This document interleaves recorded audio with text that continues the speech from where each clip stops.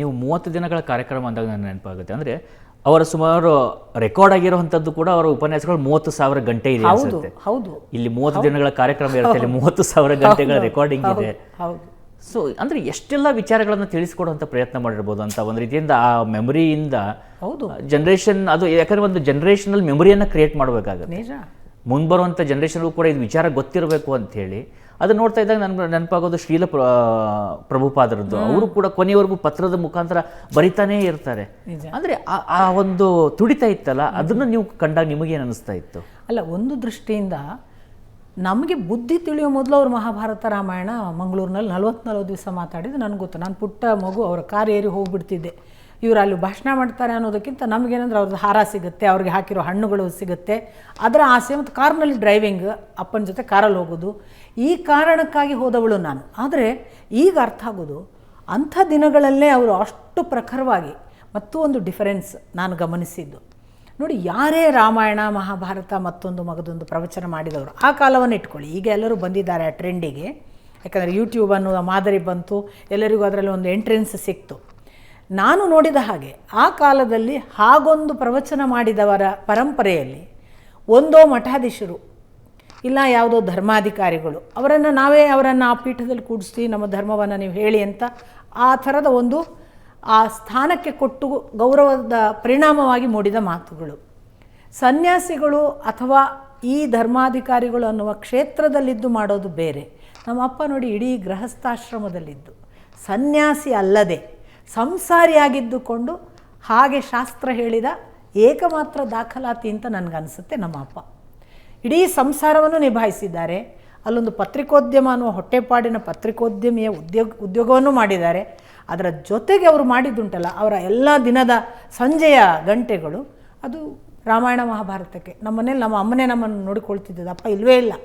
ಅವ್ರು ಹೋದರೆ 40 ದಿವಸ ಎಲ್ಲ ಬಿಟ್ಟು ಬರ್ತಿದ್ರು ನಮ್ಮ ಮನೆಗೆ. ಈ ರೀತಿಯಲ್ಲಿ ಅವರು ಮಾಡ್ತಾ ಹೋದದ್ದು ನೋಡಿದರೆ, ಅಂದರೆ ಒಂದು ಶಾಸ್ತ್ರವನ್ನು ಹೇಳಬೇಕು, ಇದು 4 ಜನರಿಗೆ ಮುಟ್ಟಬೇಕು ಅನ್ನೋ ಹಸಿವು ಆಗಲೇ ಇತ್ತಾ ಏನೋ ನನಗೆ. ನೀವು ನನ್ನ ಹತ್ರ ಕೇಳ್ತೀರ ಅದು ಏನು ಅಂತ, ನನಗೆ ನಿಜಕ್ಕೂ ಗೊತ್ತಿಲ್ಲ. ಅದು ನಮಗೆ ಗೊತ್ತಾಗುವ ಬುದ್ಧಿ ತಿಳಿಯೋ ಮೊದಲು ಅವರಲ್ಲಿ ಇತ್ತಲ್ಲ, ಅದು ನಮ್ಗೆ ಗೊತ್ತಿಲ್ಲ. ಅದು ಯಾಕಂದರೆ ಸಂಸಾರ ಮತ್ತು ಪರಮಾರ್ಥ ಅವೆರಡನ್ನು ಸರಿದೂಗಿಸುವಂಥದ್ದು, ಇಹ ಮತ್ತು ಪರ ಎರಡನ್ನು ನಿಭಾಯಿಸುವಂಥದ್ದು ಸುಲಭ ಸಾಧ್ಯ ಅಂತೂ ಅಲ್ಲ. ಡೆಫಿನೆಟ್ಲಿ ಅಲ್ಲ. ಯಾಕಂದರೆ ಈಗ ಇಹಕ್ಕೆ ಒಬ್ಬ ಗಂಡನೇ ಪರಕ್ಕೊಬ್ಬ ಗಂಡನೇ ಅಂತ ಅಕ್ಕ ಮಹಾದೇವಿ ಎಲ್ಲ ತಮಾಷೆ ಮಾಡುವಾಗ ಅವಳಿಗೆ ಎರಡೂ ಬೆಸೆಯುವ ಒಂದು ಗುಣ ಇದೆ. ನನಗೆ ಇಹ ಮತ್ತು ಪರ ಇಲ್ಲದ ಗಂಡ ಒಬ್ಬನೇ ಇದ್ದಾನೆ ಅಂತ. ಆ ಥರದ ಭಾವ ಬಾರದೇ ಇದ್ದಿದ್ರೆ ಇದಕ್ಕೆ ಇನ್ನೂ ಪೂರಕವಾಗಿ ನಿಮಗೆ ಸಿಕ್ಕುವುದು ಅವರ ಕವಿತೆಗಳು. ನೀವು ಮುದುಕಿಯ ಮನೆಯ ಅಂಗಳದಲ್ಲಿ ಕೋಗಿಲೆ ಕೂಗಿತು ಅಂತ ಒಂದು ಕವಿತೆ ಇದೆ. ಹಳ್ಳಿಯ ಹುಡುಗಿ ಪೇಟೆಗೆ ಹೋದಳು ಅನ್ನುವಂತಹ ಕವಿತೆ ಇದೆ. ಅಕ್ಕ ಬರಬೇಡಕ್ಕ ಸಾಲಿಗನ ಮನೆಗೆ ಅಂತ. ನೀವು ಇದೆಲ್ಲ ಓದ್ತಾ ಹೋದರೆ 40ರ ಪೂರ್ವದ ಕವಿತೆಗಳು. ಏನು ಅಧ್ಯಾತ್ಮ ಅದು! ಅಂದರೆ ಅಲ್ಲಿ ಕವಿತೆಗಳು ನಮಗೆ ಹೊರಗಿಂದ ನೋಟಕ್ಕೆ ಒಬ್ಬ ಮಿಂಡನ ಹಿಂದೆ ಹೋಗುವ ಹೆಂಡತಿ ಇವಳು ಗಂಡನನ್ನು ಬಿಟ್ಟಿದ್ದಾಳೆ ಅನ್ನುವ ಅರ್ಥದ್ದೆಲ್ಲ ವಾಕ್ಯಗಳು ಬರ್ತವೆ. ಇವರು ಹೇಳುವ ಗಂಡ ಯಾವುದು, ಯಾರು ಈ ಮಿಂಡ, ಇಲ್ಲಿ ಇರುವುದು 3 ದಾರಿ, 3 ದಾರಿಯನ್ನು ನಡಿಲಿಕ್ಕೆ 3 ಕಾಲು, ಹೀಗೆಲ್ಲ ಬರೀತಾರೆ ನಮ್ಮ ಅಪ್ಪ. ಅರ್ಥ ಆದರೆ ಈ 3 ದಾರಿ ಅನ್ನೋದು ತ್ರಿಗುಣಗಳು, ಇದಕ್ಕೆ 3 ಕಾಲು ಅನ್ನೋದು ಕಾಯವಾಚ ಮನಸ ಅನ್ನುವ ತ್ರಿಕರಣಗಳು. ಈ ಭೂತಗಳನ್ನು ಅಥವಾ ಪಂಚೇಂದ್ರಿಯಗಳನ್ನು ಒಳಗೊಂಡಂಥದ್ದು ಇದು 5 ಕಾಲಿನ ಮಂಚ. ಹೀಗೆಲ್ಲ ಬರೆಯುವಾಗ ಅಪ್ಪನಿಗೆ ಈ 40ರ ಪೂರ್ವದಲ್ಲಿ ಎಷ್ಟು ಅಧ್ಯಾತ್ಮದ ಹಸಿವು ಅಂತ. ಯಾವ 40ರ ಪೂರ್ವದಲ್ಲಿ ಪ್ರೇಮಿಯ ಅಥವಾ ಒಬ್ಬ ವಿರಹಿಯ ಹಾಗೆ ಒಂದು ಹುಡುಗಿಯನ್ನು ಯೋಚಿಸಿ ಬರಿಬೇಕೋ ಅಂಥ ಕಾಲದಲ್ಲಿ ನಮ್ಮ ಅಪ್ಪನ ಕವಿತೆಗಳೆಲ್ಲ ಯಾಕೆ ಬರಲಿಲ್ಲ ಅವ, ನನಗೆ ಹೊಸ ಸೀರೆ ಕೊಟ್ಟು ಊಟಿಸಿ ಹೋಗಿದ್ದಾನೆ, ಉಡಿಸಿದ ಸೀರೆಯನ್ನು ಬಿಚ್ಚಿ ಬತ್ತಲು ಮಾಡಲಿಕ್ಕೆ ಯಾಕೆ ಬರಲಿಲ್ಲ ಅಂತ ಶರಣಸತಿ ಲಿಂಗಪತಿ ಭಾವದ ಹಾಗೆ ಕವಿತೆಗಳಲ್ಲಿ ಇವರು ಹೆಣ್ಣಾಗ್ತಾರೆ, ಆ ಗಂಡ ಅಂತ ಅವನನ್ನು ಕಾಯ್ತಾರೆ. ನಾನು ಏನನ್ನು ಯೋಚನೆ ಮಾಡ್ತಿದ್ದೀನಿ ಅಂದರೆ, ನಾನು ನೀವು ಭಾವಿಸುವ ಸಾಂಸಾರಿಕ ವಲಯದಲ್ಲಿದ್ದಾಗಲೂ ಕೂಡ ಅಪ್ಪ ಹೇಗೆ ಆಧ್ಯಾತ್ಮಿಕವಾಗಿಯೇ ಯೋಚಿಸ್ತಿದ್ರು ಅಂತ. ಅವರಿಗೆಲ್ಲೂ ಕೂಡ ಲೌಕಿಕದ ಪರಿಭಾಷೆಗಳನ್ನೇ ಬಳಸುವಾಗ, ಅದಕ್ಕೆ ಅವರು ತನ್ನ ಕವಿತೆಗಳನ್ನು ಆಗನಿಂದ ಹೇಳ್ತಾ ಬಂದರು. ನನ್ನ ಕವಿತೆಗಳೆಲ್ಲ ಸೆಕ್ಸಾಸಫಿ ಅಂತ. ಸೆಕ್ಸ್ ಮತ್ತು ಫಿಲಾಸಫಿ. ನೀವು ಹೇಳುವ ಸೆಕ್ಸನ್ನು ಫಿಲಾಸಾಫಿಕಲ್ ಆಗಿ ನೋಡಿದಾಗ ನನಗೆ ಅದು ಕೃಷ್ಣ ಬರಬೇಕಾದ ಹೊತ್ತು, ಅದು ನಾನು ಬತ್ತಲಾಗುವುದು ಅಂದರೆ ಕೃಷ್ಣನ ಮುಂದೆ ಬತ್ತಲಾಗುವ ಹೊತ್ತು. ಈ ಒಂದು ಡೈಮೆನ್ಷನ್ನಲ್ಲಿ ಒಂದು ಕವಿತೆ ಕೂಡ ರಚಿಸ್ತಿದ್ರು. ಹಾಗಾಗಿ ಅವರ ಎಲ್ಲ ಭಾಷಣಗಳನ್ನು ನೋಡಿದರೆ ಆ ಭಾಷಣಗಳಲ್ಲಿ ನೀವು ಯಾವುದನ್ನೇ ತಗೊಳ್ಳಿ, ಅದಕ್ಕೆ ಜಾತಿಯ ಬಂಧನ ಇರಲಿಲ್ಲ, ಅದಕ್ಕೆ ಒಂದು ಹೆಣ್ಣು ಗಂಡು ಭೇದ ಇರಲಿಲ್ಲ, ಅದಕ್ಕೆ ದೊಡ್ಡವರು ಸಣ್ಣವರು ಅನ್ನುವ ವ್ಯತ್ಯಾಸ ಗೊತ್ತಿರಲಿಲ್ಲ. ಅದು ಸಕಲರನ್ನು ಒಳಗೊಂಡಿಸಿಕೊಂಡು, ನಾನೇ ಮಂಗಳೂರಿನಲ್ಲಿ ಟೌನ್ ಹಾಲಿನ ಭಾಷಣಗಳನ್ನು ನಾನು ನೋಡಿದ್ದೇನೆ. 40 ದಿನಗಳಲ್ಲೆಲ್ಲ ಅವರು ಮಹಾಭಾರತ ಮಾತಾಡಿದರೆ ಮುಂದಿನ ಸಾಲಿನಲ್ಲಿ ಬಂದು ಕ್ರಿಶ್ಚಿಯನ್ ನನ್ಸ್ ಕೂತ್ಕೊಳ್ತಿದ್ರು, ಸಾಕ್ಷಾತ್ ಇಮಾಮ್ಗಳೆಲ್ಲ ಕೂತ್ಕೊಳ್ತಿದ್ರು ಮುಸಲ್ಮಾನರು. ಎಷ್ಟೋ ಸರ್ವಧರ್ಮ ಸಮ್ಮೇಳನ ಅಂತ ಅಲ್ಲಿ ಆಗ್ತಿತ್ತು. ಆ ಸರ್ವಧರ್ಮ ಸಮ್ಮೇಳನಕ್ಕೆ ಒಬ್ಬ ಮುಸಲ್ಮಾನ್ ಸಮಿತಿಯಿಂದ ಒಬ್ಬ ಇಮಾಮನ್ನು ಕೇಳಿದರೆ, ಕ್ರೈಸ್ತ ಸಮುದಾಯದಿಂದ ಒಬ್ಬ ಅವರ ಗುರುಗಳನ್ನು ಕೇಳಿದರೆ ಬನ್ನಂಜಿಯವರ ಅಧ್ಯಕ್ಷರಾದರೆ ಮಾತ್ರ ಬರುವುದು ಅಂತ ಅನ್ನುತ್ತಿದ್ರು ಅನ್ನೋದನ್ನು ಅವ್ರು ನಮಗೆ ಹೇಳ್ತಿದ್ರು. ಇದನ್ನು ನಾನು ಎಷ್ಟೋ ಸರ್ವಧರ್ಮ ಸಮ್ಮೇಳನ ಚಿಕ್ಕವಳಿರುವಾಗ ಅಟೆಂಡ್ ಕೂಡ ಮಾಡಿದ್ದೇನೆ. ಈ ಥರ ಅವರು ಬಿಯಾಂಡ್ ಕಾಸ್ಟ್, ಬಿಯಾಂಡ್ ಕ್ರೀಡ್, ಆಮೇಲೆ ಈ ನಮ್ಮ ಮತ ಸಿದ್ಧಾಂತ ಇದರ ಆಚೆಗೇ ಇದ್ದರು. ಹಾಗಾಗಿ ಅವರು ಕೇವಲ ಒಂದು ಸಾಮಾನ್ಯ ವಲಯದ ಲೌಕಿಕ ಪರಿಭಾಷೆಯ ಉಪನ್ಯಾಸಕರು ಅಂತ ನನಗನ್ಸೋದಿಲ್ಲ. ನನಗೆ ನೀವು ಮತ ಅಂದಿದ್ದಕ್ಕೆ ನಂಗೆ ನೆನಪಾಗುತ್ತೆ, ನಗು ಕೂಡ ಬರುತ್ತೆ. ಇವತ್ತು ಕೂಡ ಎಂತ ನಡೀತಾ ಇದ್ದಾವೆ ಅಂದರೆ ಮಧ್ವಾಚಾರ್ಯರು ವರ್ಷ ಶಂಕರಾಚಾರ್ಯರು, ಇನ್ನು ಆ ಕೀಳು ಮಟ್ಟದ ಮನಸ್ಥಿತಿ, ಆ ಡಿವೈಡ್ ಆ್ಯಂಡ್ ರೂಲ್ ಅನ್ನುವಂಥದ್ದೇನಿದೆ, ಅಥವಾ ರೂಲು ಆಗ್ತಾ ಇಲ್ಲ, ಇಲ್ಲಿ ಎಲ್ಲ ಕಳೆದುಕೊಂಡು ಹೋಗುವಂಥವ್ರ ಮಧ್ಯದಲ್ಲಿ ನಾವು ಅವ್ರ ಹೆಸರನ್ನು ಇವ್ರಿಗೆ ಹೋಲಿಸೋದು ತಪ್ಪೇ ಅನಿಸ್ಬಿಡುತ್ತೆ ನನಗೆ. ಒಂದು ಸಾರಿ ಎಷ್ಟೋ ಸಂದರ್ಭಗಳಲ್ಲಿ ನಮ್ಮ ತಂದೆಗೆ ಉಪನ್ಯಾಸ ಮಾಡುವಾಗ ಶಂಕರಾಚಾರ್ಯರ ಮತ್ತು ಮಧ್ವಾಚಾರ್ಯರ ಭಗವದ್ಗೀತೆಯ ವ್ಯಾಖ್ಯಾನ ಇರ್ಬೋದು, ಇನ್ಯಾವುದೋ ಬ್ರಹ್ಮಸೂತ್ರ ಇರ್ಬೋದು, ಇವುಗಳ ವಿವರಣೆಗಳನ್ನು ಕೊಡುವಾಗ ಅಪ್ಪ ಸ್ಪಷ್ಟವಾಗಿ ಶಂಕರಾಚಾರ್ಯರು ಹೀಗೆ ವಿವರಿಸ್ತಾರೆ, ತುಂಬ ಬಾಲಿಶ ಅಂತ ಅಂತಾರೆ. ಅಂದು ತಕ್ಷಣ ಅಂತಾರೆ, ಶಂಕರಾಚಾರ್ಯರ ಕುರಿತ ವಿರೋಧ ಅಲ್ಲ ಇದು, ಈ ವ್ಯಾಖ್ಯಾನ ಬಾಲಿಶ ಅನ್ನುವ ವಿವರಣೆ, ಇದನ್ನು ಬಾಲಿಶವಲ್ಲದೆ ಹೇಗೆ ನೋಡಬೇಕು ಅನ್ನುವುದಕ್ಕೆ ರಾಮಾನುಜರ ಮಧ್ವಾಚಾರ್ಯರ ವ್ಯಾಖ್ಯಾನಗಳನ್ನು ಹೇಳಿ ಇದು ಯಾಕೆ ಬಾಲಿಶವಲ್ಲ, ಬಾಲಿಶವನ್ನು ಮೀರಿದ ಪ್ರೌಢಾವಸ್ಥೆ ವಿವರಣೆಗಳನ್ನು ಕೊಡ್ತಾರೆ. ವ್ಯಕ್ತಿ ವಿರೋಧ, ವ್ಯಕ್ತಿಯನ್ನು ಅವಹೇಳನ, ವ್ಯಕ್ತಿಯನ್ನು ಕನಿಷ್ಠ ಮಾಡಿ ಮಾತನಾಡುವುದು, ಅವನೊಬ್ಬ ಮನುಷ್ಯನೇ ಅಲ್ಲ ಅವನೊಬ್ಬ ರಾಕ್ಷಸ, ಈ ಪರಿಭಾಷೆಗಳು ಯಾಕೆ ಬಂತೋ. ನಾನು ನಿನ್ನೆ ದಿನ ನನಗೆ ಕೂಡ ಅದನ್ನು ಕಳಿಸಿದವರಿಗೆ ನಾನು ಒಂದೇ ಮಾತು ಹೇಳಿದೆ, 2 ವಾಕ್ಯ ಮಾತ್ರ ಕೇಳಿದ್ದೇನೆ, ಕೇಳುವುದೂ ಕೂಡ ಪಾಪ, ಇಂಥವುಗಳನ್ನು ಕೇಳಬಾರದು ಅಂತ. ಅಷ್ಟರ ಮಟ್ಟಿಗೆ ಬಹುಶಃ ನಮ್ಮ ಅಪ್ಪ ನಮ್ಮನ್ನು ಎಷ್ಟು ಬೆಳೆಸಿದ್ದಾರೆ ಅಂತ ನನಗೆ ಈಗ ವಿತ್ ಫುಲ್ ಗ್ರ್ಯಾಟಿಟ್ಯೂಡ್ ನಾನು ಹೇಳೋದು. ನಮಗೆ ಎಂದೂ ಕೂಡ ನಮ್ಮ ಅಪ್ಪ ನಾವು ಮಾಧ್ವರು ಅಂತ ಹೇಳ್ಕೊಟ್ಟಿಲ್ಲ. ಎಂದೂ ಕೂಡ ನಮ್ಮ ಅಪ್ಪ ಇವರು ಮಧ್ವಾಚಾರ್ಯರು, ನೀವು ಇವರಿಗೆ ನಮಸ್ಕಾರ ಮಾಡಿ ಅಂತ ನಮ್ಮ ಮನೆಯಲ್ಲಿ ನಾನು ಹೊರಗೆ ಬರುವವರೆಗೆ ಫೋಟೋ ಇಟ್ಟದ್ದಿಲ್ಲ. ಆಮೇಲೂ ಈಗಲೂ ಫೋಟೋ ಇದೆಯಾ ನನಗೆ ಗೊತ್ತಿಲ್ಲ, ನಾನು 30 ವರ್ಷ ಆಯಿತು ಆ ಮನೆ ಬಿಟ್ಟು. ಅಲ್ಲಿ ಅವರು ಒಂದು ಇಟ್ಟದ್ದು ಹೃಷಿಕೇಶ ತೀರ್ಥರ ಸರ್ವಮೂಲ ಗ್ರಂಥದ ಒಂದು ಬಾಕ್ಸ್, ಅದು ಬಿಟ್ಟರೆ ನಮಗೆ ಯಾವ ಕುರುಹುಗಳನ್ನು ಅವರು ಮಧ್ವಾಚಾರ್ಯ ಪರಂಪರೆ ಅಂತ ಇಟ್ಟಿಲ್ಲ. ಎಲ್ಲಿ ಕೂಡ ನಮಗೆ, ನಾನು ಉಡುಪಿಯಿಂದ ಬೆಂಗಳೂರು, ನಾನು ಎಲ್ಲ ತಿರುಗಾಟ ಮುಗಿಸಿ ಬೆಂಗಳೂರಿಗೆ ಬಂದದ್ದು 2007. 2007 ಇಲ್ಲೇನು ಬೆಂಗಳೂರಿಗೆ ಬಂದೆ, ಇಲ್ಲಿ ವಾತಾವರಣದಲ್ಲಿ ನನಗೆ ಗೊತ್ತಾಯಿತು ನಾವು ಭಾರೀ ಮಾಧ್ವರ ಹಾಗೆ ಮಾತಾಡಬೇಕು, ನಾವು ಭಾರೀ ಕಟ್ಟುನಿಟ್ಟು ಮಾಧ್ವರು ಅಂತೆಲ್ಲ ಇಲ್ಲೇ ಜನ ನಮ್ಮನ್ನು ಅಪೇಕ್ಷಿಸ್ತಿದ್ರು. ನಾನು ಕ್ಷಮಿಸಿ ಅಂತ ಕೈ ಮುಗಿತಿದ್ದೆ. ನಮ್ಮ ಅಪ್ಪ ಎಂದೂ ಆ ಪಾಠ ಮಾಡಿಲ್ಲ.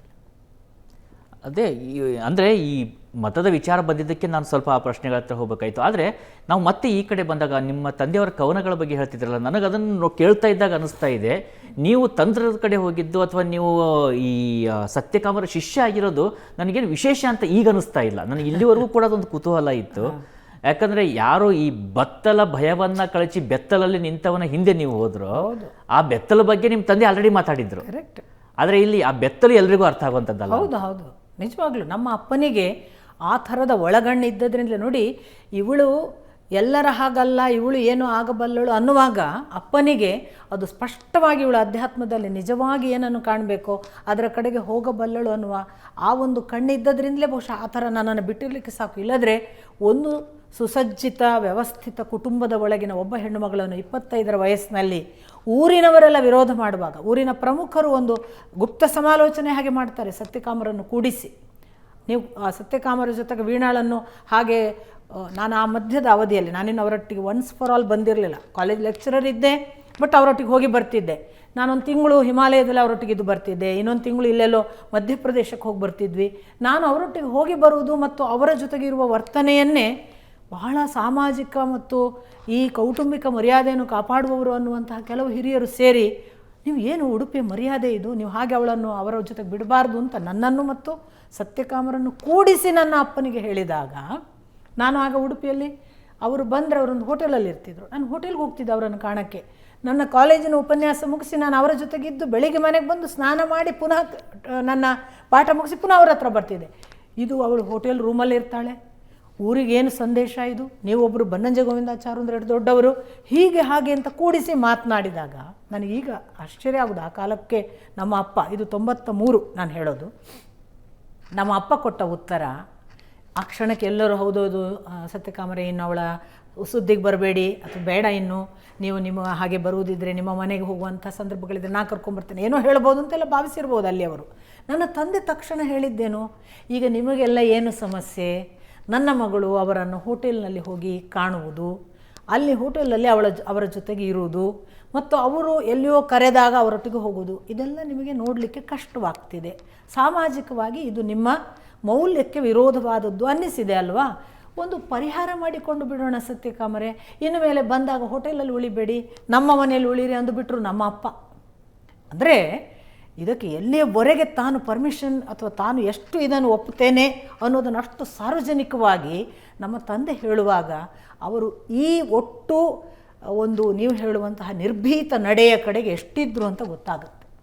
ಆಮೇಲೆ ಅವ್ರ ಬಗ್ಗೆ ಓದುವಾಗ ಇನ್ನೊಂದು ಅರ್ಥ ಆಗಿದ್ದೇನೆಂದರೆ ಮಾಧ್ವಾಚಾರ್ಯರು ಕೂಡ ತಂತ್ರದ ಬಗ್ಗೆ ಬರೆದಿದ್ದಾರೆ, ಅದನ್ನು ಇವರು ಕರಡೀಕರಿಸಿರುವಂಥದ್ದು. ಹೌದು, ಆದರೆ ಅದು ತಂತ್ರ ಸಾರ ಸಂಗ್ರಹ ನೇರವಾಗಿ ತಂತ್ರ ಮಾರ್ಗದ ಕುರಿತಾಗಿ ಇಲ್ಲ, ಆದರೆ ಪೂಜಾಕ್ರಮದ ತಂತ್ರಗಳಿದ್ದಾವೆ, ಶಿಲ್ಪದ ಕುರಿತ ತಂತ್ರ, ಆ ಟೆಕ್ನಿಕ್ ಆಫ್ ಶಿಲ್ಪ, ಈ ಥರದ ಅನೇಕ ತಂತ್ರದ ವಿಷಯಗಳಿವೆ, ಇಲ್ಲ ಅಂತಲ್ಲ. ನೇರವಾಗಿ ಅಭಿನವಗುಪ್ತನ ತಂತ್ರ ಅಲ್ಲ ಅದು. ಆದರೆ ನನ್ನ ಅಪ್ಪ ಅಭಿನವಗುಪ್ತನನ್ನು ಓದಿ ಬಲ್ಲವರಿದ್ದರು, ಅವರಿಗೆ ತಂತ್ರ ಪಥವನ್ನು ಹೇಗೆ ನಡೀತಿದ್ರು ಅನ್ನೋದ್ರ ಬಗ್ಗೆ ಅಗೌರವಗಳಿದ್ದಿದ್ದಿಲ್ಲ, ಅದು ಎಷ್ಟು ಧೀರದಾರಿ ಅನ್ನೋದು ಅವರಿಗೆ ಇಷ್ಟವಿತ್ತು ಅನ್ನೋದಕ್ಕೆ ಅವರು ಸತ್ಯಕಾಮರನ್ನು ಇಷ್ಟಪಡ್ತಿದ್ದ ರೀತಿಯಲ್ಲೇ ಗೊತ್ತಾಗುತ್ತೆ. ಅವರು ಎಷ್ಟೋ ಸಂದರ್ಭಗಳಲ್ಲಿ ಆ ಸತ್ಯಕಾಮರು ಬಹಳ ನಿಗೂಢ ಮನುಷ್ಯ, ನಿಮಗೆ ಕಾಣಿಸುವ ಹಾಗಲ್ಲ ಅಂತ ಬೇರೆ ಬೇರೆಯವ್ರ ಹತ್ರ ಹೇಳುವುದನ್ನು ನಾನು ಕೇಳಿದ್ದೇನೆ. ಹಾಗಂತ ಅವರು ಇಬ್ಬರು ಕೂತು ಮಾತಾಡಿದ್ದಾರೆ ಕೇಳಿದ್ರೆ ನಾವಿಬ್ಬರು ಸುಮ್ಮನೆ ಕೂತ್ಕೊಳ್ತೇವೆ ಎಂದು ಪರಸ್ಪರ ಬಾಯಿಂದ ಮಾತಾಡಿಲ್ಲ. ಆದರೆ ನಮ್ಮ ಮೌನ ಸಂಭಾಷಣೆ ನಿಮ್ಮ ಮಾತಿನ ಸಂಭಾಷಣೆಗಿಂತ ಗಹನವಾದದ್ದು ಅಂತ ಮಾತುಗಳನ್ನು ಇವರು ಹೇಳ್ತಿದ್ರು. ಇದೆಲ್ಲ ನೋಡಿದರೆ ಅವರಿಗೆ, ನನ್ನ ಅಪ್ಪನಿಗೆ ಒಂದು ದೊಡ್ಡ ಮನಸ್ಸಿತ್ತು, ಅದು ಎಷ್ಟು ವಿಶಾಲವಾದ್ದು ಮತ್ತು ಎಷ್ಟು ಔದಾರ್ಯ ಅದರಲ್ಲಿತ್ತು ಅಂದರೆ, ನಾನು ಎಷ್ಟೋ ಅಷ್ಟೇ ಯಾರೂ ಆಗುವುದನ್ನು ಅವರು ಅಪೇಕ್ಷೆ ಪಡ್ತಿರಲಿಲ್ಲ.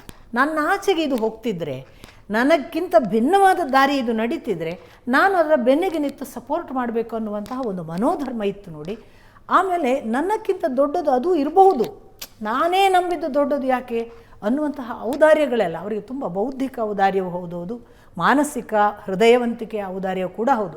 ಅದೆಲ್ಲವೂ ಇಲ್ಲದೇ ಇದ್ದರೆ ಈ ಥರ ಒಬ್ಬರನ್ನು ನಡೆಸೋಕ್ಕೆ ಸಾಧ್ಯವೇ ಇಲ್ಲ. ಜೊತೆಗೆ ನನಗನ್ಸುತ್ತೆ ನಿಮ್ಮ ತಂದೆ ಬಹುತೇಕವಾಗಿ ನಿಮ್ಮನ್ನು ನೀರು ಅಂದ್ಕೊಂಡಿದ್ರು ಅನಿಸುತ್ತೆ. ಎಲ್ಲೇ ಹಾಕಿದ್ರು ಅದು ಎಲ್ಲಿ ಹರಿದು ಹೋಗಿ ಏನು ಸೇರ್ಕೋಬೇಕು ಅದು ಸೇರ್ಕೊಳ್ಳುತ್ತೆ, ಅದ್ರ ಪಾಡಿಗೆ ಅದನ್ನು ಹರಿಯೋದು ಬಿಡೋಣ, ಯಾಕೆ ಅಣೆಕಟ್ಟನ್ನು ಕಟ್ಟಬೇಕು ಅಂತ ಹೇಳಿ. ಬಹುಶಃ ನಾನು ಬಹಳ ಜನರಿಗೆ ಹೇಳಿದ್ದುಂಟು, ನಮ್ಮ ಅಪ್ಪ ನನಗೆ ವೀಣಾ ಅಂತ ಹೆಸರಿಡುವಾಗ ಅವರಿಗೆ ಗೊತ್ತಿತ್ತು ಕಾಣ್ತದೆ, ಇದು ಬೇರೆಯವರು ಮೀಟಿದಂತೆ ನುಡಿಯುತ್ತದೆ, ಅವರನ್ನು ಒಳ್ಳೆಯ ಮೀಟುವವರ ಕಡೆಯಲ್ಲಿ ಕೊಡಬೇಕು ಅಂತ. ಹಾಗಾಗಿ ಆ ಹೆಸರಿಟ್ಟಿರಬೇಕು.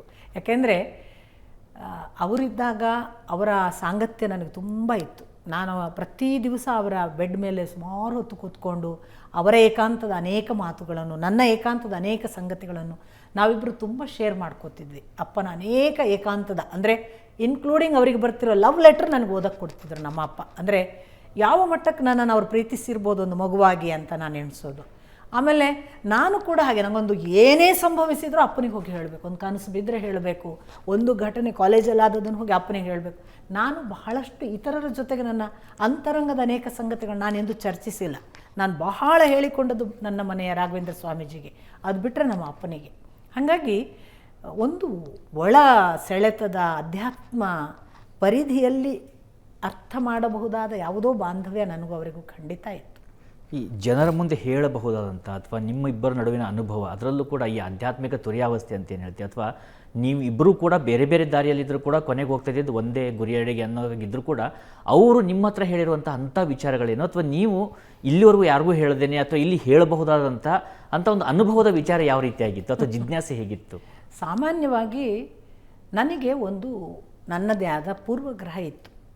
ಅಪ್ಪ ಭಾಷಣ ಮಾಡ್ತೀರಿ, ಈ ಶಾಸ್ತ್ರ ಪರಂಪರೆಯ ಉಪನ್ಯಾಸಗಳು, ಆಮೇಲೆ 4 ಜನರಿಗೆ ಹೇಳೋದು, ಅದರಿಂದ ನಿಮ್ಮ ಅಂತರಂಗದ ಯಾವ ಅನುಭವ ಅಥವಾ ಆ ಒಂದು ಲೋಕದ ಸುಖ ನಿಮಗೆ ಖಂಡಿತ ವಂಚನೆ ಆಗೋದಿಲ್ವಾ, ಯಾಕೆ ಇದರಲ್ಲಿದ್ದೀರಿ ಅಂತ ಕೇಳಿದ್ದೇನೆ ನಾನು. ನಮ್ಮ ಅಪ್ಪ ನಗ್ತಾ ಹೇಳ್ತಿದ್ರು, ಅನುಭವ ಆಗುವವರೆಗೆ ಮೌನ ಮಗಳೇ, ಆಮೇಲೆ ಮಾತು ಉಂಟಲ್ಲ ಅದು ಮಾತು ಅಲ್ಲ ಮನನ ಅಂತ. ಆಗ ನನಗೆ ಅರ್ಥ ಆಗಿರಲಿಲ್ಲ. ಅವರು ಪ್ರತಿ ಬಾರಿ ಹೇಳ್ತಿದ್ರು, ನಾನು ಹೇಳುವ ಎಲ್ಲ ಶಾಸ್ತ್ರ ಪರಂಪರೆಯ ಉಪನ್ಯಾಸಗಳು ಮಾತು ಅಲ್ಲ, ಮನನ ಅಂತ. ನೋಡಿ, ಆ ಮನನ ಯಾವುದರ ಮನನ ಅಂದರೆ ಅವರು ನನಗೆ ಹೇಳಿದ ಏಕಾಂತದಲ್ಲಿ ತಾನು ಅನುಭವಿಸಿದ ಅನುಭವಗಳ ಮನನ ಅಂತ ಈಗ ಅರ್ಥ ಆಗೋದು. ಹಾಗಾಗಿ ನೋಡಿ, ಶಾಸ್ತ್ರ ಪರಂಪರೆಯ ಯಾವುದೇ ವಿಷಯಗಳನ್ನು ಅವರು ವಿವರಿಸುವಾಗ ನಮಗೆ ಹೀಗೆ ಕೇಳುವಾಗ ಅನ್ನಿಸ್ತದೆ, ಇವರಿಗೇನೋ ಆಗಿದೆ, ಇವರು ಇಷ್ಟೆಲ್ಲ ಅನುಭವ ಆಗದೆ ಹೇಳೋಕ್ಕೆ ಸಾಧ್ಯ ಇಲ್ಲ. ಹೊರತಾಗಿ ಎಲ್ಲೂ ಕೂಡ ಅನುಭವ ಹೇಳಲಿಲ್ಲ ಅವರು. ತಿಳಿದವನು ತನ್ನ ಒಳಗೆ ಅನುಭವ ಇಟ್ಕೋತಾನೆ, ಹೇಳೋದಿಲ್ಲ. ಅದು ನನಗೆ ಬಹಳ ತಡವಾಗಿ ಅವರ ಉಪನ್ಯಾಸಗಳನ್ನು ಕೇಳುವಾಗ ಆದ ಅರ್ಥ.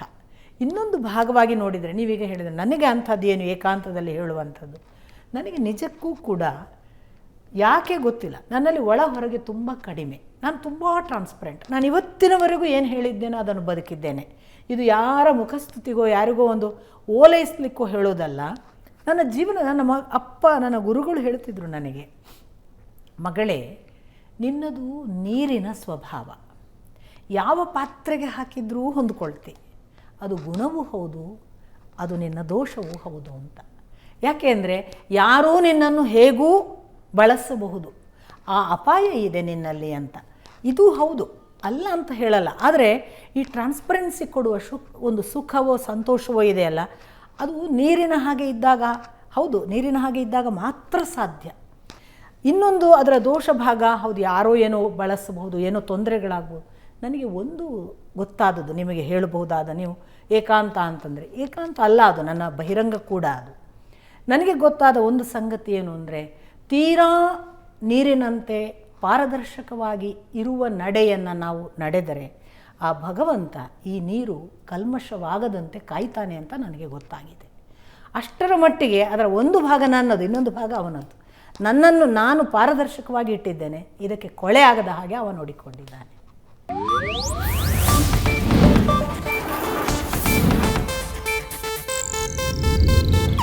ಇದು ಏಷ್ಯಾನೆಟ್ ನ್ಯೂಸ್ ನೆಟ್ವರ್ಕ್ ಪ್ರಸ್ತುತಿ.